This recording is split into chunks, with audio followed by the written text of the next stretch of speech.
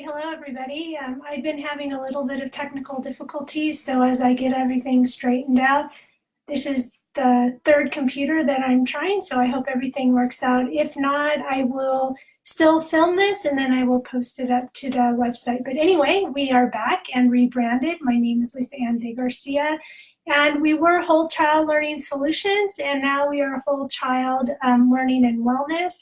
I started this website several years ago while I was still teaching, and basically I just put up a bunch of resources for teachers and parents, everything that I was finding out on how to work with struggling children. But now since I've left the schools and I'm starting to try to venture out working privately, I've kind of changed my focus. I have added some certifications in functional coaching and some other things. So I felt like Whole Child Learning and Wellness was a little bit better name to describe everything that I am able to do. The Whole Child Learning Solutions, if you used to go to that website, it's now a membership website. It's still a flat fee right now of $24 to access all the information that you could before, but now all that is encapsulated into a membership page. But anyway, my family and I, we were away for several months. And so for those of you who saw any of the videos back in the fall, we went took a long journey through Central America, and we came back, and so just kind of getting our bearings straight. So we're back, and I'm really excited to kick off this new series, 3 months of focusing on how primitive reflexes affect learning, behavior, and motor skills. Where did the guy see him? Damn, you doing? Just excuse me, hold on. You went there. So Josh, are you?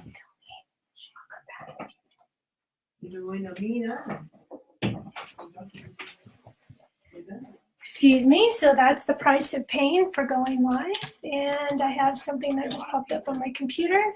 But anyway, so for those who don't know me, I'm a functional diagnostic nutrition practitioner. I'm a licensed brain gym instructor, a licensed Bloomberg rhythmic movement training instructor. I'm also certifying in autonomic response testing through the Klinghardt Institute. I taught 25 years in the school system, in the public schools, San Diego, and then I spent the last 7 years abroad in Japan and working with ODEA. When I live here currently in Utah, before we left, I was teaching in the university, teaching math methods. So my specialty is working with elementary mathematics for kids who struggle.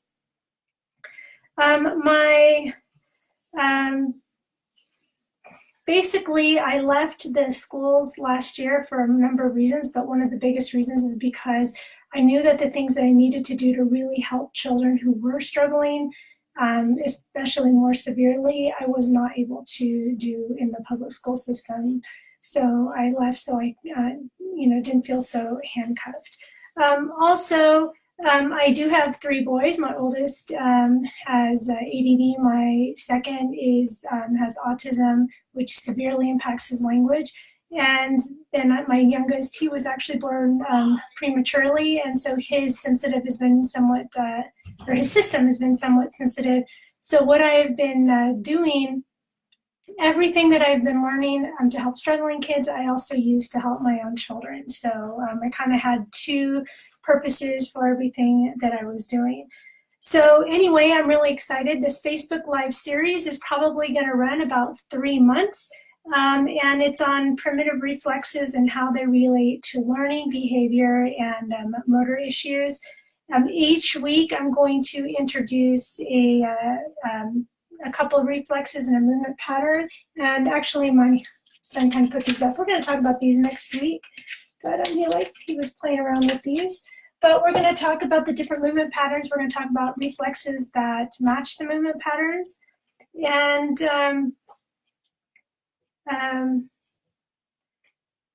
And then I'll explain what the reflex looks like when it's active, and then maybe a couple things that you can do at home simply to help integrate those reflexes. I'm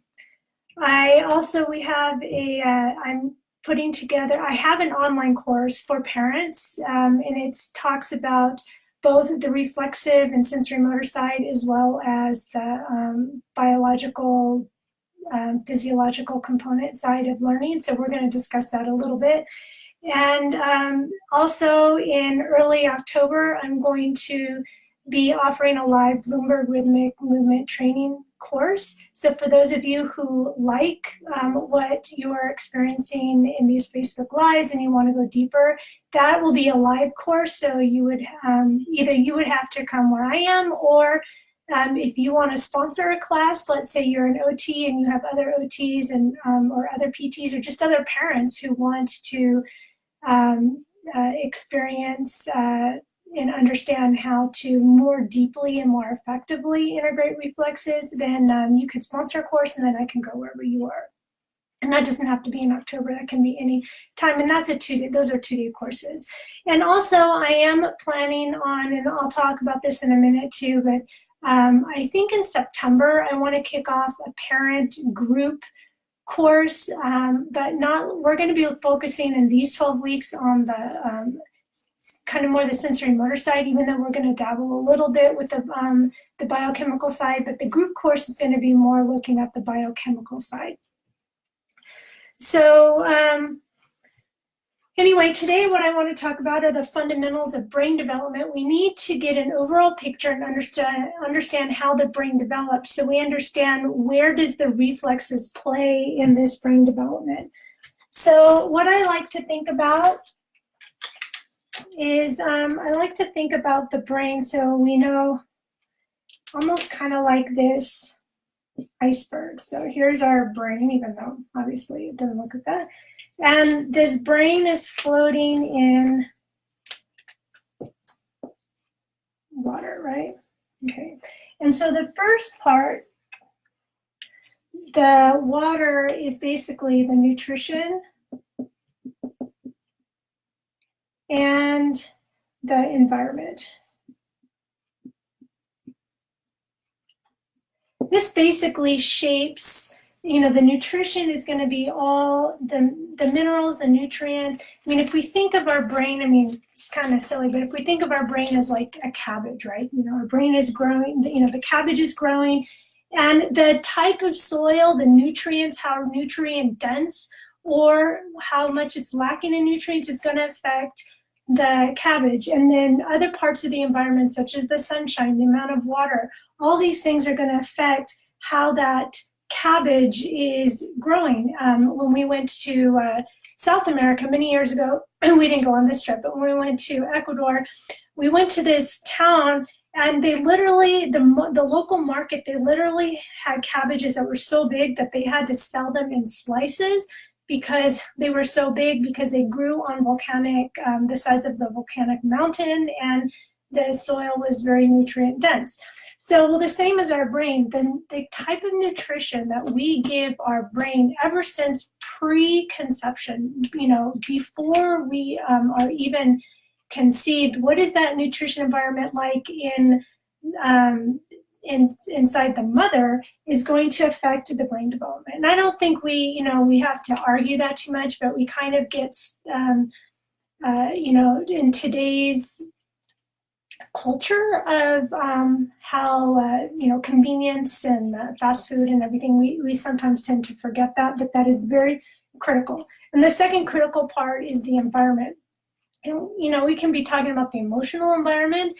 We can talk about the quality of the air, the other toxins that are around us, the environment within our body, so things like heavy metals or whatever, the environment, all of that will affect our brain development. Now, these two topics, this is what we're going to go into deep in the group online course. So if you have children children with neurological disorders or struggles, we're going to really be looking at this part. But once, so this is going to just kind of shape the brain. But the first part of the brain that does develop, so I even made these, and I didn't put them up, but there's our nutrition and here's our environment. And so the first part of the brain to develop is the brain stem. The brain stem is the part right back here. It goes down into the spinal column, and and then, you know, the brain develops from there. It develops, but the brain stem, for the brain stem to develop, that's, you know, the brain stem, the job of it has all our autonomic functions. It has, for example, you know, it regulates our heartbeat, our breathing, all the things that we don't have to think about in our body, that's housed in our brain stem. So, well, we'll talk about that in a second. So the brain stem, after the brain stem matures, or as the brain stem is maturing, we start to develop, you know, as babies, we start to develop core stability. So the development of our brain stem really affects the development of our core stability. And people don't really maybe think about that or realize that. And once we have good core stability, we start to develop head stability. So our core has to be really stable for our head to be stable. And then after that, we develop eye stability. And then that moves up to reflexive eye movements. Okay, so we'll move that over here. Well, that's one thing. Reflexive. So once we have good eye stability, then we can have some reflexive eye movements. And then the reflexive eye movements eventually develop into good cognitive pathways, or, you know, kind of after. It's not the movements make the pathways, but good reflexive eye movements will then be followed by some good cognitive pathways. And that's things such as memory, timing, rhythm, sequencing, auditory and visual perception and processes. So this is the way that we develop. We can see that the school stuff is really up here. This is the school stuff. But for the school stuff to be happening well, happening easily and efficiently, we have to have all of these things down here developed well. So if we have, if we're stuck, you know, down here, these are all phases, even though what happens, and we're going to talk about this again when we talk about the movement patterns, is, you know, the brainstem might not be fully mature, but some of these other things are starting to mature, but these can't be fully mature unless the things below it are fully mature. So we can develop some cognitive pathways, but they are not going to be efficient, and they're not going to be fully developed if things down here are missing. So it's like having, I always think of this as like building, saying, okay, and in school, this is what we do. And this is why I was very frustrated in the schools, is because they're trying to build, this is like a roof. And this is like a roof with like that terracotta, you know, really heavy roof, a really good, sturdy, strong roof.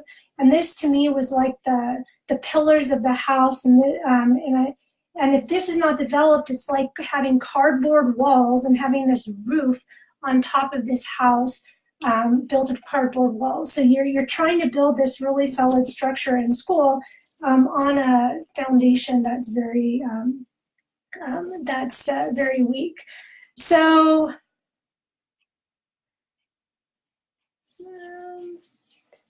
let me see where we're going. Okay, so the brainstem, for the brainstem to mature, the primitive reflexes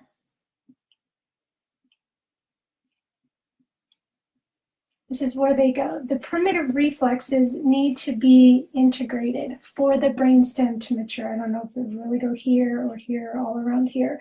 But the primitive reflexes need, when we integrate the primitive reflexes, we are maturing the brainstem. Now, everybody's probably asking, or some people, if you're on this webinar, you may never have heard of primitive reflexes, or you may have been already doing so much research and, you know, and now you're here. But just in case you don't know, what a primitive reflex is, we all have reflexes, you know, like the classic when you go to the doctor and they hit your knee and it's supposed to hopefully, like, you know, flare out. That's a reflex. We have a stimulus, is the hit, and then our knee just kind of goes out on automatically without thinking. A primitive reflex is babies. Babies are born with reflexes that hopefully we do not have anymore as adults. And the reason that they have these reflexes is to learn to move. So, for example, when a baby, for example, even in the womb, develops the spinal gallant. So when the back is stimulated, when they're in the womb, it's very tight. So when every time the like towards the end, when it's time to time to be born, when they're moving along the birth canal, the sensation or the touch that it's receiving on the back causes the hips to move, and that movement of the hips helps the baby move out of the birth canal. That's a reflex. So the purpose of that reflex is for the baby to try to help move itself out of the birth canal, even though we're kind of helping it along too. Or another one is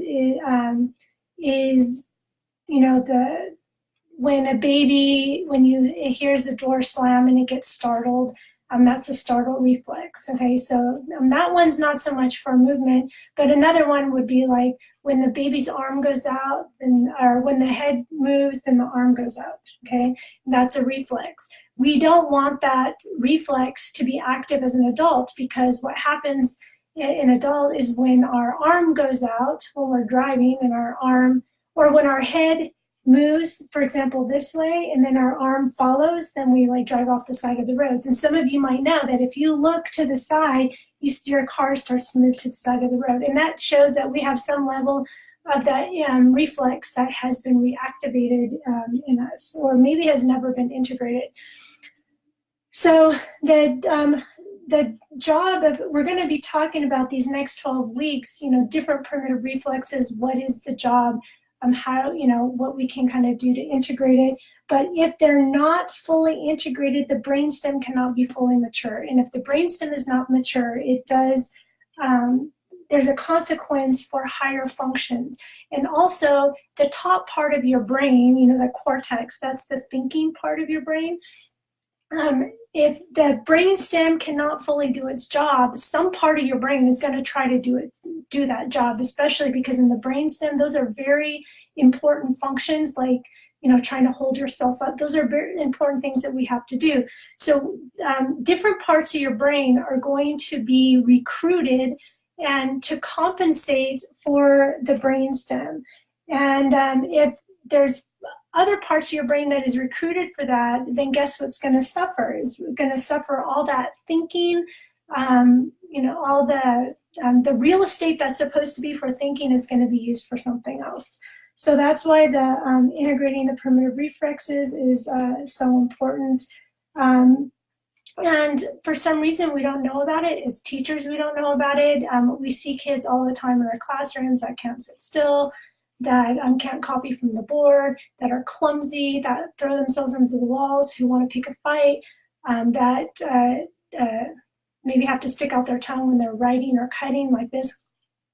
Okay, all of those are problems with primitive reflexes. And it shows that they're still active. And what they're doing is they're ruling the child's life. And then they have to try to so adults, a lot of us have some, but we have overcompensated, and when we overcompensate, we develop tensions in the shoulders, tensions in the back, tensions in the leg. So if any of you are experiencing as an adult, you're experiencing neck pain, back pain, shoulder pain, hips, osteoarthritis, things in the feet, a lot of it all is related to your primitive reflexes and the fact that you're compensating. Another thing I want to talk about too is the brain stem. So here's the brain stem, is here, and kind of at the top up here, it's called the basal ganglia. And the basal ganglia is a group of cells, like a ball of neurons or whatever. And the job of the basal ganglia is to when it's active, when all those cells are the most active, then the child is able to be still. So the job of the basal ganglia is to actually allow you to be still.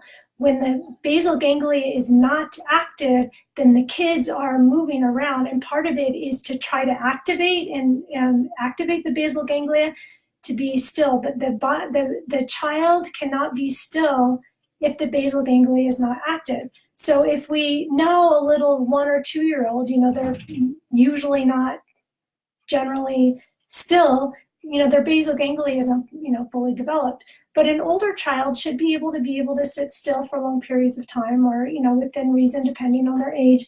But if a child is very wiggly and just can't be still, we can tell that this part of the brain is not developed, which is part of the brainstem. It's just kind of the top part. And so we'll talk about the basal ganglia a little bit later. So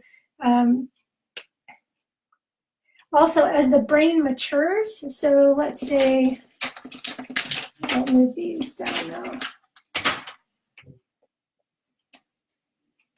Let's draw I'll get a picture of the brain.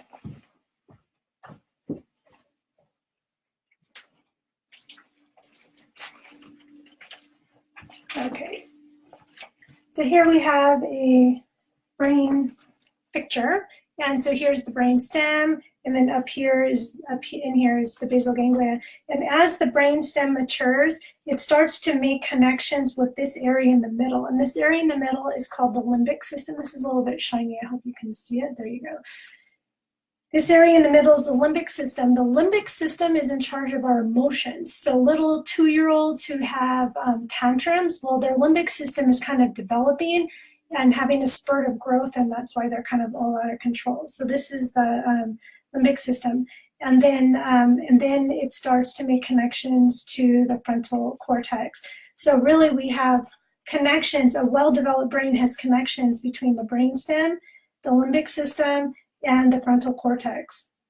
And then back from the frontal cortex. So the brainstem, the job is to receive sensory information, touch, everything but smell. So we get touch, light, sound, everything goes through the brainstem, and then it kind of acts as a relay system, and it goes through the limbic system.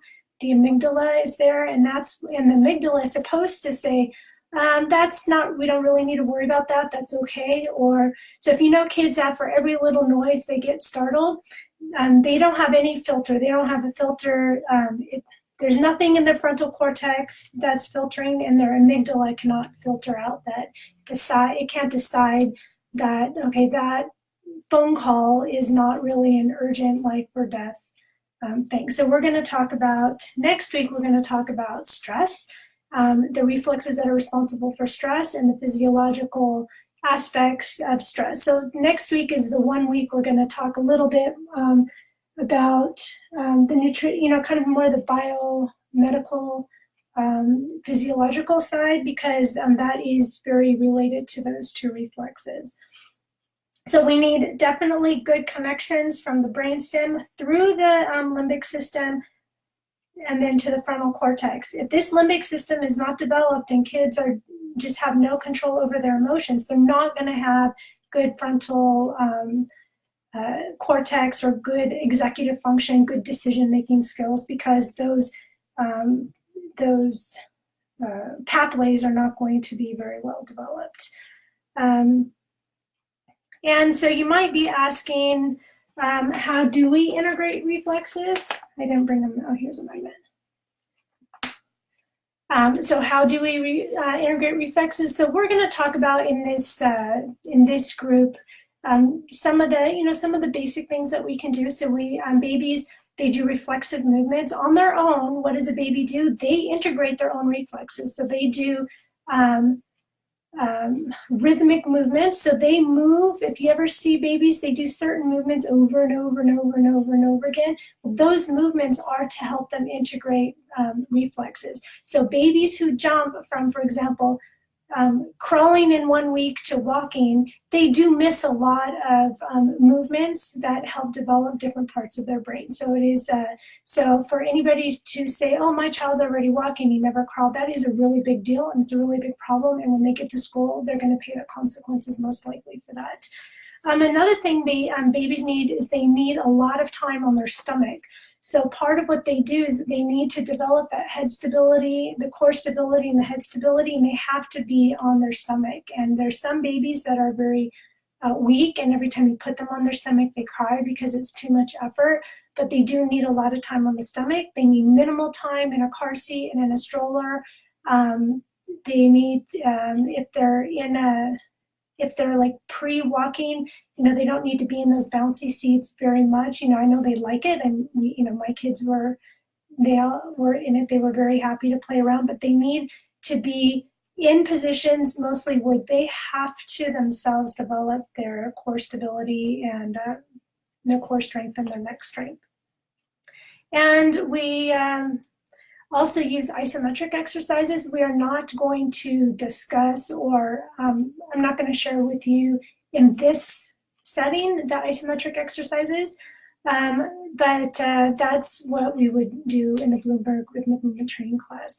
And then laser and LED is also, they're very powerful ways to, there's patterns that you can use laser and LED, and I'm not going to show you the patterns to use in laser and LED, but I might bring out the laser and the different LEDs because you might want to explore going down that road. That's not something that I sell, but there are programs out there and I can lead you into the right direction. So next week, we are going to talk about, again, the physiological aspects of stress, and we're going to talk about the first one or two, we might not get to both of them, reflexes that that are developed and that help develop the brainstem and actually are more related to the limbic system, and which are the fear paralysis and the moro. So that we might take 2 sessions to talk about that. What I really need you to do is I really need you to like this page, to follow this page, to share it to anybody that, other parents that that need it. You can comment.